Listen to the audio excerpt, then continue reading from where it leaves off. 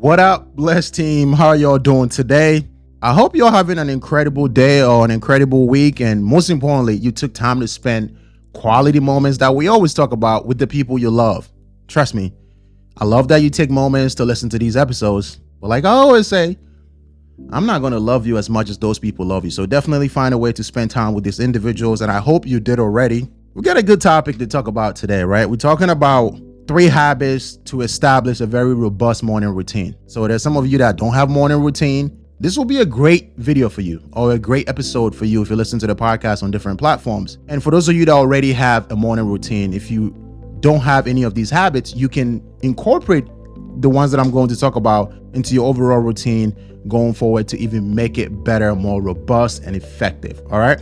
Before we dive deep into today's topic, I want to talk about anybody that's coming across my episode for the first time, right? My goal and my mission with this podcast is to inspire 1 billion people. Yeah, the B word, to become the best version of themselves through insightful conversations about fitness, nutrition, as well as personal growth, right? So if you want to lose weight, if you want to build muscle, and if you definitely want to build a little bit of confidence, or you just overall want to find some solid quality habits that's going to help you achieve your ultimate goals, your objectives, as well as your aspirations, then you came to the right podcast. So definitely follow us on every podcast platforms that you will come across. And if you want to see the video format of this, check it out on YouTube. For the longest, right, my understanding of morning routines was simply waking up in the morning, brushing your teeth, and then going to work, or maybe eating breakfast in the morning. And I know that is majority of people out there, right? If you pick about 5 of your friends or 2 or 3, you'll come to find out most of them don't have a solid established morning routines. So I want to spend a few minutes talking about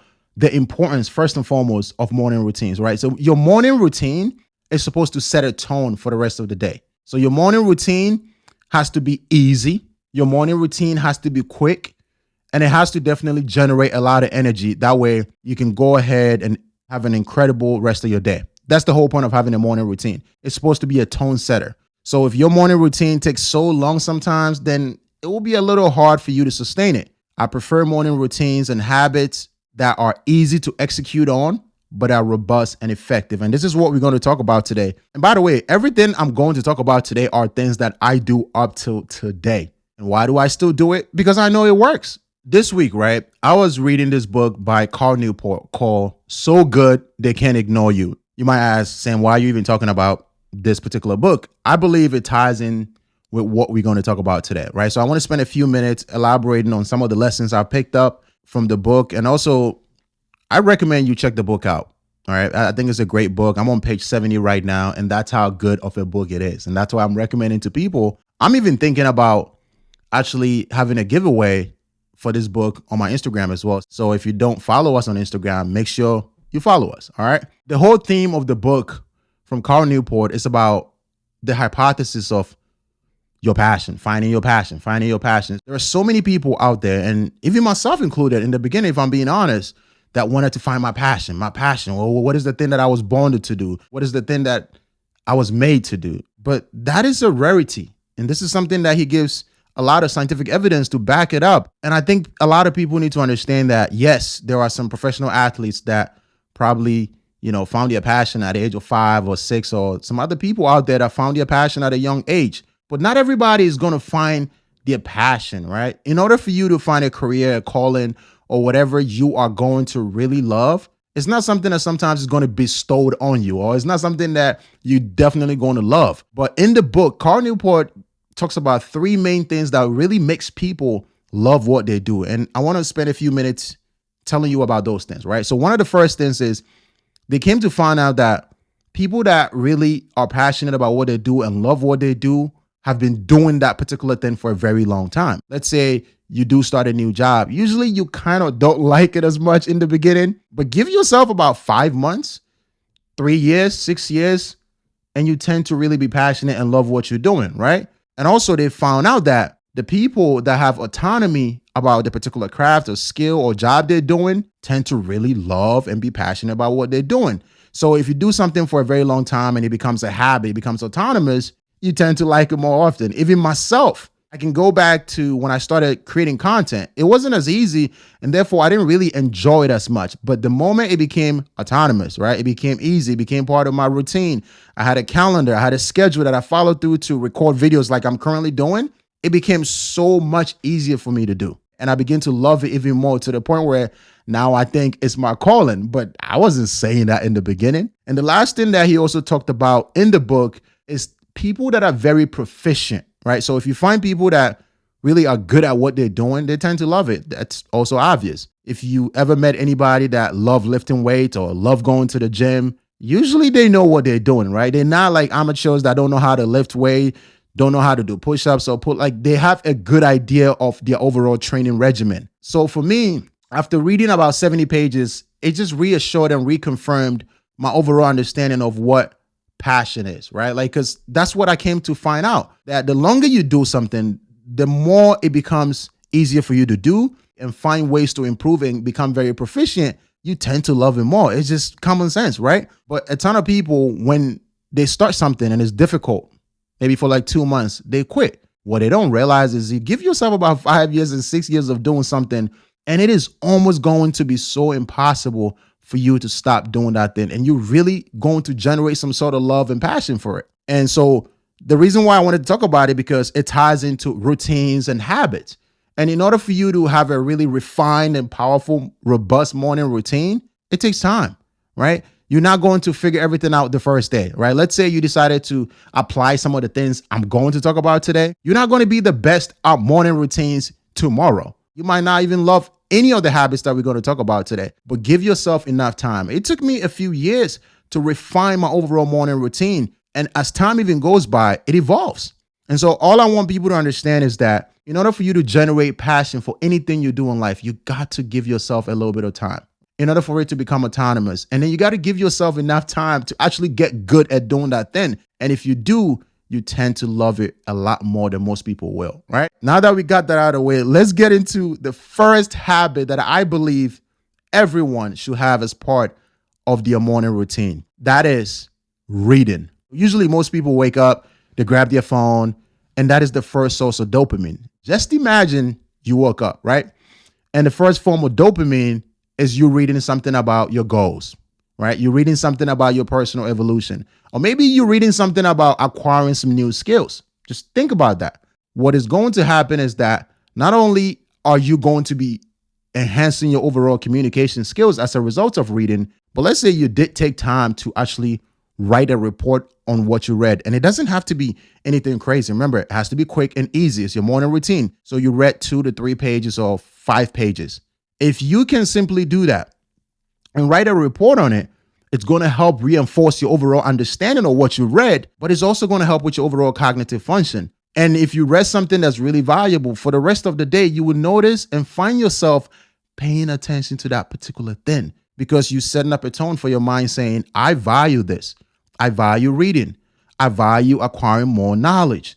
I mean, the benefits of reading, especially in the morning, are incalculable. And if you are not reading every single morning, I strongly suggest you do this because of the few things that I just talked about. The second habit that I believe everyone should have, and this to me is one of those things that you have to have regardless. Do a physical activity in the morning. It doesn't have to be going to the gym for 5 hours. It doesn't have to be going to the gym for 1 hour. It doesn't have to be running for 40 minutes. Again, focus on making it easy as possible, especially if you just started any of these habits that we're talking about. It's a morning routine. So all you have to do is something as simple as jogging for like 5 or 10 minutes, right? Or maybe you wake up and you go walking for 5 or 10 minutes. You're going to notice that you're going to have an excessive and extreme amount of endurance. Most people by 1 o'clock or 2 o'clock in the afternoon of the day, they're already checked out. They're tired. They're exhausted. If you find a way to exercise in the morning, your endurance is going to go through the roof. You're going to have a lot more energy to sustain your level of focus, which is going to be vital in order for you to execute on your goals for that particular day. Now, one of the most important things that actually happens when you exercise in the morning, to me, is the reason why I have it as part of my morning routine, is that it brings focus of your overall health. And if you wake up in the morning and you tell your body, you know what? My health is what I care about. By exercising, You will notice that throughout the rest of the day, you're going to pay attention to how much food you're eating. You're going to pay attention to the amount of calories you're eating. You're also going to pay attention to what type of foods you're eating. And this is something that happens to me all the time. Like on days when I wake up and I make sure that I exercise, this become a focus. It brings it to the forefront of my reticular activating system. And therefore, throughout the day, I don't catch myself in place where I'm ending up eating things that I'm not supposed to eat. There are so many people, right, that gain weight, lose weight, that yo-yo type of dieting. This is because most people actually do not focus throughout the day, and they will go to like a convenience store or a local grocery store and grab a snack and they forget about it. But that doesn't happen to people that exercise in the morning or do any form of physical activity. And again, it could be skipping, push-ups, pull-ups, whatever the case might be. But the moment you wake up and that's one of the first things you do, it brings your health to focus. It brings your nutrition to focus. It really just makes sure that that becomes one of the most important things to you for the rest of the day. So the last habit on today's list is one of those things, no matter what happens, if you don't even apply the first one, right? You don't want to read in the morning, or you don't want to do a physical activity because you're coming up with excuses like, I don't have time or whatever. That's okay. But there should be no way you do not do what I'm about to say. You have to take time to review your goals for the day. Now, listen, I know some of you do not have goals at all. That's okay. I'm not bashing you. What I'm going to say is that find a way to write down a few things, right? A few to-do lists, maybe 2, 3, 4, 5, whatever the case might be. But write a few things down, and you need to take that morning to reflect and review. How do I actually execute this? How do I make sure I get the outcomes that I want? And let's say if I do encounter any obstacle in the day, which is bound to happen, right? We can't control everything in this world. There's going to be emergencies that come up, but we still want to make sure we do the things that we're supposed to do. That way we get the outcomes that we want. Whether it's a high leverage task or low leverage task, we want to make sure we're executing. And when you take moments in the morning to reflect and say, how do I do this? If I do encounter an obstacle, how do I maneuver around it? You have a better sense of how you're going to execute for the rest of the day. If you pick about 5 out of your 10 friends, I doubt that they will tell you they take a moment in the morning to reflect on what they're going to do, to review how they're going to make sure they accomplish the things on their to-do list. Most people don't. And that's why so many people go through the day. And then at the end of the day, they're thinking about, me, what did I do? I didn't have enough time.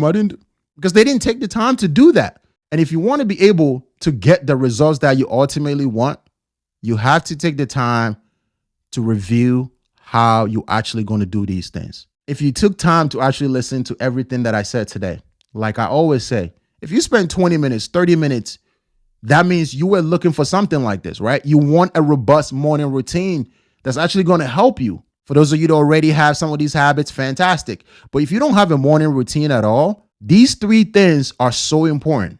And just to recap, so make sure we refresh your memory. Find a way to read. Make it very simple. Make it easy on yourself, right? We're talking about habits. 2 to 3 pages every single morning. And you might say, Sam, but I don't have time to be able to read and I can't afford books. You can. All right. iBooks, there's a lot of books on there for free. And if you go on Android, I'm pretty sure there's an equivalent version that you can get. Books are cheap, man. If you can pay for Netflix, you definitely can buy a $12 book. And even if you cannot buy a book, there's a lot of free books out there. Find a way to read a few pages. And most importantly, if you can do a quick report on it, it's going to be profound in your life. Second thing is making sure that you do a physical activity, pull-ups, push-ups, walking, running, jogging. Again, if you can get time to lift weights, that's even better. But if you cannot, this is the beginning stages. Try to do as little as possible. Once you get comfortable and develop that level of consistency, you can always scale up. Number 3 is obviously making sure that we are reviewing what we're going to do for the day. And like I said before, this is one of the most important things you cannot play with, right? If you have your goals and you're not taking time to strategize on how you're going to do it, but most importantly, if you encounter obstacles, how do you make sure you still get things done? Then you see why most people don't get the outcomes that they want for the day. Start incorporating at least one of them, right? Review what you're going to do for the day.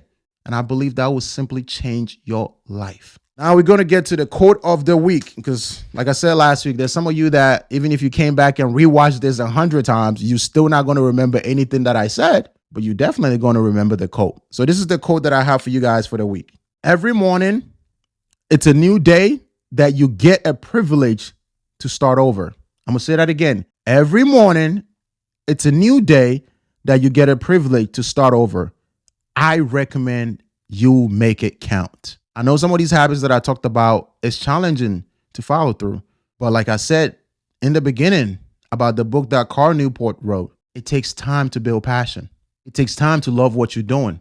If you meditated only one time, obviously you can't be like, oh, I love meditation so much. No, it takes time to develop a habit. In order to love these things, in order to have a robust morning routine, in order to get comfortable, in order to get better at reading, in order to enjoy your physical activity in the morning, in order for you to get used to reviewing your goals in the morning, it takes time. Thank you so much again for taking time out of your day to listen to this episode. I really hope you found a lot of value, and I know you did find a lot of value. If you did, don't keep it to yourself. I say this all the time. When you come across information that's resourceful, don't be that greedy person that want to keep everything to themselves. Share it with somebody that you know could use it. A friend, a family member, right? Let them know. Somebody that you know that wakes up and just go to work, or sometimes they're late to work. They don't have any form of routine. There's a big difference between people that have a morning routine and people that don't. Stay blessed. And most importantly, stay out of trouble. And until next episode, I'm going to catch y'all later.